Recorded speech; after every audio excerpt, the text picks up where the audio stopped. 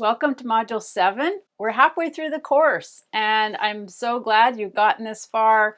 You've been on this journey with me of me explaining all of these things that have helped me with my weight loss, and I'm hoping that this whole next half of the course will also benefit you. And we're going to be talking about a lot of food in this particular module.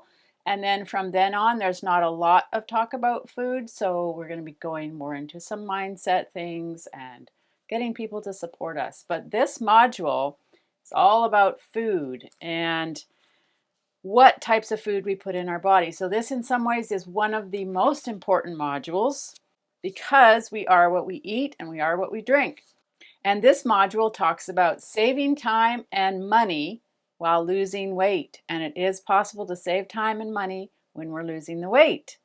It doesn't have to cost as much as what we've put into in the past. If we were yo-yo dieting, going on diets and the pills and the shakes and all of those different things that were added to what we were already eating. So it doesn't have to be that way. This is Module 7, and this is another piece of the big puzzle in our course. Lesson 19 is One Ingredient Wonders, Easy Grocery and Meal Plans. If you like to take notes or have to-do lists, then you probably have a grocery list on your fridge. And so when you run out of some foods, then you write it down. And when you go to the grocery store, you try to remember to take it with you. Or maybe you have an app on your phone. They're very, very handy to have. And for this particular lesson, I decided to add another bonus. So technically you have 19 bonuses in the course. So this one's called 14.5. I added another bonus in. It's just a little short one, but it is basically an example of a grocery list. I'll talk about that in a minute. But what I'm going to talk about first is this cooking class that I filmed. There's 7 videos because it was over 2.5 hours, and I didn't want any of the videos to be longer than 30 minutes each time when you're watching a video, because maybe you're watching these during your lunch break or you just have a shorter amount of time.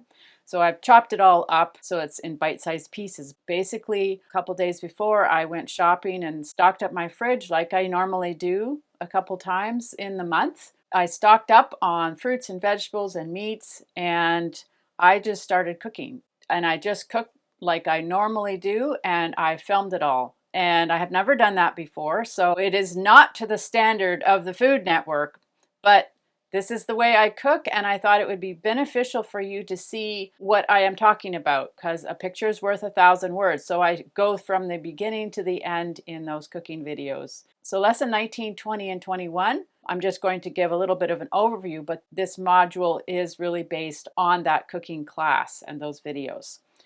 So talking about the one ingredient foods, I've mentioned it a little bit before. This is how I have really changed my eating habits in order to lose the weight and to maintain it, where I'm trying not to eat foods that are processed and that have a lot of ingredients in them. And when you have one ingredient foods, it's the way it was on the farm. It comes to the grocery store, comes to my home, and it's one ingredient. So the one ingredient foods literally are what they are. And the more color there is, the more vitamins they have in general. And if you don't like kale, you can have some head lettuce. I don't like kale and some of the dark leafy greens. I like cooked spinach. I don't like plain spinach. Like, I'm a bit of a picky eater. So any color is better in general. But I still have potatoes in my diet almost every day, and when you open a potato up, there's not a lot of color in there, so not necessarily as many vitamins, but it's got some fiber in it. So you can decide what you're going to use. This is a very small representation. When you watch the very first cooking video, you'll see that I have over 20 vegetables and fruits that I'm preparing and that I show you. This is just a little sprinkling of them. So if we think about it, if we're going to try intermittent fasting, we're actually not eating as often, which would logically mean we're going to save money because we're not actually eating as much. And this is very true. If you're going to actually skip breakfast, you are skipping 1/3 of what you used to eat. And if you start skipping snacks, you're going to save money there too. So that definitely helps to try intermittent fasting. And buy loss leaders. So if you think of a grocery store, usually on the ends of the aisles or in the middle of an aisle, they'll have a sale. And a lot of times those are really, really good prices. And those are called loss leaders. They lose money, but they bring in leads. They bring in the customers. So they're losing money on it, but then they know you're going to buy a whole bunch of other things. So that's called a loss leader. So if you can find those in with healthy foods, that's the way to save some money. So cooking from scratch saves a lot of money when you're not eating out. Now, I know some of you don't have the option to cook from scratch. Maybe your kitchen isn't the greatest. Maybe you don't have all of the equipment. But if you can cook from scratch, it is almost always cheaper than eating out at a restaurant. Now, if you're cooking like really gourmet items from scratch, then that wouldn't be cheaper. But as long as you're cooking regular food, I find it always cheaper than eating out. Now, you don't want to feel like you're never get a chance to eat out, so it's not to be the extreme of one or the other. But if you can cook from scratch, it really helps with saving money. If you can buy in bulk, if you can go to Costco or go to another store that you can buy a lot of food at a time, maybe you have 2 fridges, that almost always saves money. And so then you can cook in bulk, meaning you can cook a lot at a time. That will save time. And you'll see in my cooking video where I talk about that, how much time it saves, even though it takes 2 to 3 hours, depending on how much food I'm actually cooking. And then I don't have to be in the kitchen cooking for like 3 or 4 days. So overall, it saves time because if you think of how long it takes to cook and clean up, cook and clean up, cook and clean up every single meal. And if you only did it the one time and you're only having to clean up for that one batch cooking, I know it saves time. I'm in the kitchen way less than I used to be. So I continue to do it this way because I like efficiencies. And the other obvious thing is you will save money when you lose weight because there's less food consumed. I remember realizing that if I had actually lost 80 pounds, I had actually stopped feeding a 12-year-old child. So in general, I think on average, a 12-year-old weighs around 80 pounds. So it's as if I was raising a 12-year-old kid with me all the time while I was keeping those 80 pounds on my body. So that's not nothing. That is something. And if you say, how much does it cost to feed a 12-year-old? That's how much extra food that I was eating. So you will save money when you lose weight because you're not feeding as if there was another person. It's a really weird way to think about it. It helped me actually to understand, yeah, I am saving money because there's not that person that I'm having to feed.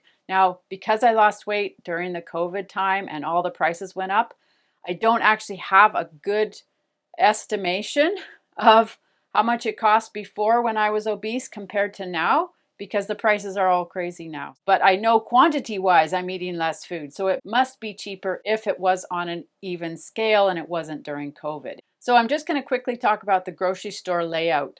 If you go into a grocery store, most grocery stores have it laid out so that you come in and there's produce and fruits, and maybe the bakery department. And then all along the sides and back of the grocery store are where the perishable foods are. And there's a reason for this in that they are perishable and they've got to be able to cycle them through. And also it's something that there's a lot of turnover. So you think of eggs, you think of the dairy, like the milk. People are buying that a lot. And so they've got to be filling up those shelves a lot. And if you can imagine the dairy department in the middle of a store, there'd be a steady stream of staff trying to keep it stocked. So it makes sense that the perishable items are on the outside edge of the grocery store. So when you come into the grocery store, aim to go around the outside. Now, of course, there's tons of processed foods in the frozen food department, but that is where you're going to find the fresh fruit and vegetables and the meats and the dairies. So that's where I usually shop, is I go around the outside, and once in a while I'll go down an aisle. I'll need tomato paste, tomato sauce, and I'll need like oil, those kinds of things. But in general, I'm not going down the aisles like I used to, where I would go up and down every single aisle and I just keep putting everything in my cart. In my cooking video, I talk about going into the grocery store and counting 20 items that are fruits or vegetables. And then I go shop for the rest of the food. And then I know the most foods that are in my grocery cart are fruits and vegetables And my goal now is to eat all these up before they go bad. And then if I have non-perishable foods, I'm letting those expire and I throw those out. In the past, I used to not eat up the fruits and vegetables, and the bananas would go rotten and my spinach would go wilted and this would go wilted. I'd have all these high expectations. Oh, I'm going to eat healthy. This happened so many times over the years. I'd go in the grocery store. I'd have these great aspirations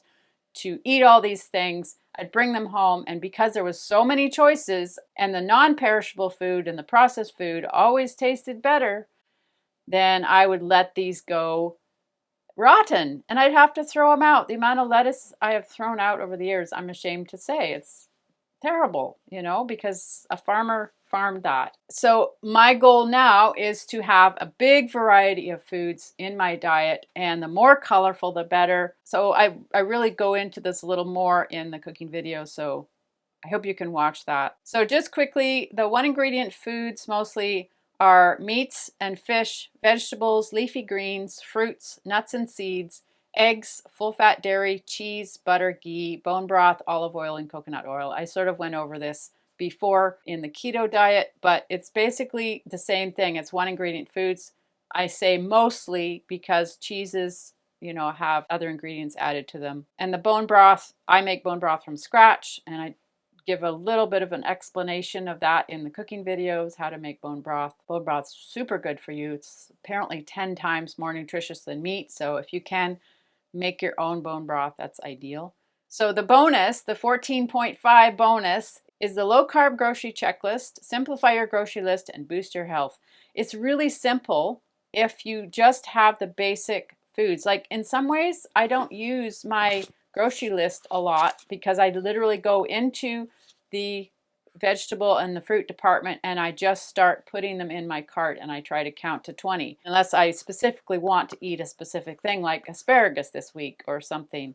But otherwise, I'm actually not using my grocery list as much, but I will use it for things like, oh, I need some more olive oil. Basically, I'm giving you this bonus because it does list the examples of the one ingredient foods and my little explanation, but it's pretty simple. And of course, you don't have to print this out. It's a recommendation that if you're not used to writing down what you're going to buy and you go in the grocery store and you just see what you feel like eating, and all of the marketing is there to say, eat this, and it's colorful, and you think this tastes good, then this might actually help you to have a grocery list and to be more mindful about it and to say, yes, I want to eat. And you could list the 20 vegetables and fruits that you want to eat that week, and you go in and you follow your list and you try to have that discipline.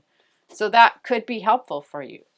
So the next lesson, we're going to be talking about prepping and cooking all of these one ingredient foods. So stay tuned.